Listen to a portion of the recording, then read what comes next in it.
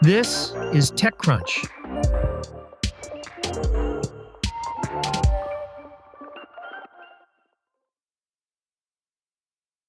Amazon's budding satellite internet program is no longer called Project Kuiper. It is now known simply as LEO. The name change comes as the company appears to be shifting its focus from unserved or underserved communities to securing larger commercial contracts. The satellite network has been in the works since 2019, and as Amazon tells it, the name Project Kuiper was only ever supposed to be temporary. LEO is a nod to the network's location in what's known as low Earth orbit, commonly referred to in the space industry as LEO. As Amazon worked toward launching the first Kuiper satellites earlier this year, the company boasted that the project was an initiative to increase global broadband access with a noble-sounding mission to bring fast, affordable broadband to communities that aren't well served by traditional internet providers.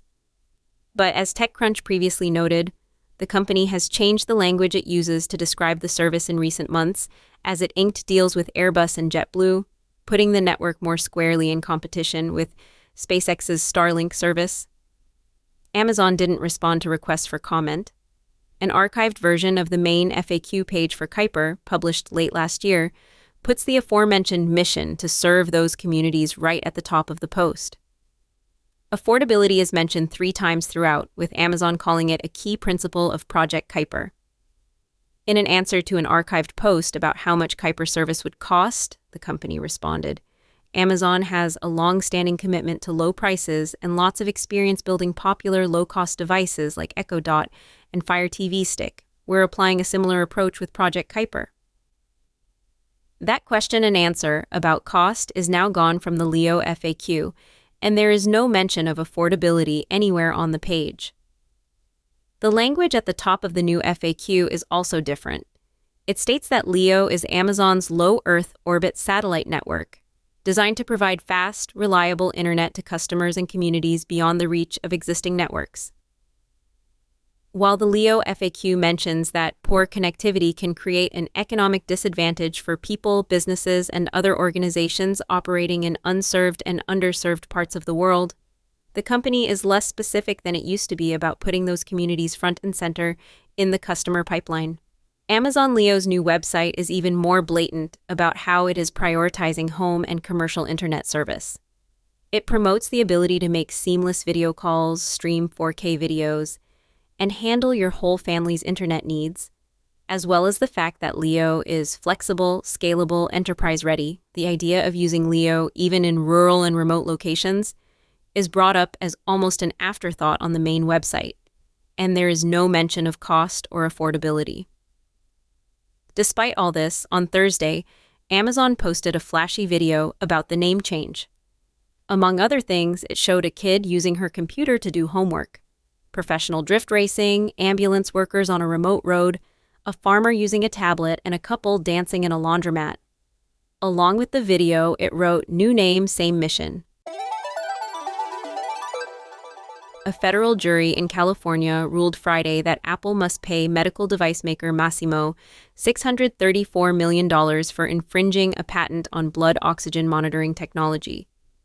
Reuters reports the jury found that the Apple Watch's workout mode and heart rate notification features violated Masimo's patent.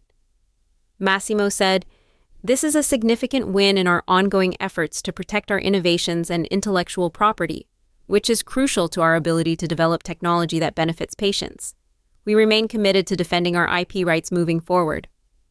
An Apple spokesperson said in a statement that the verdict is contrary to the facts, and that Apple plans to appeal. Masimo is a medical device company that does not sell any products to consumers. Over the past 6 years, they have sued Apple in multiple courts and asserted over 25 patents, the majority of which have been found to be invalid. The single patent in this case expired in 2022 and is specific to historic patient monitoring technology from decades ago. The legal dispute between Masimo and Apple focuses on pulse oximetry, which uses an optical sensor to detect blood flow. Masimo has accused Apple of hiring away its employees, including its chief medical officer, and infringing its patents on pulse oximetry technology. The U.S. International Trade Commission sided with Masimo in 2023 banning Apple from importing Apple Watches with blood oxygen monitoring features, which is why Apple Watches have not supported blood oxygen monitoring in recent years. Then Apple announced in August of this year that it's introducing a new version of the feature designed to circumvent the ban, with blood oxygen readings measured and calculated on the user's paired iPhone rather than the Apple Watch itself. Masimo is suing U.S. Customs and Border Patrol for approving the import of Apple Watches with the new blood oxygen implementation, while Apple has asked an appeals court to overturn the import ban. Apple also countersued Masimo, winning the statutory minimum payment of $250 when a jury found that Masimo had violated Apple design patents. That's it from TechCrunch. For more crunchy bite-sized articles like these, go to TechCrunch.com.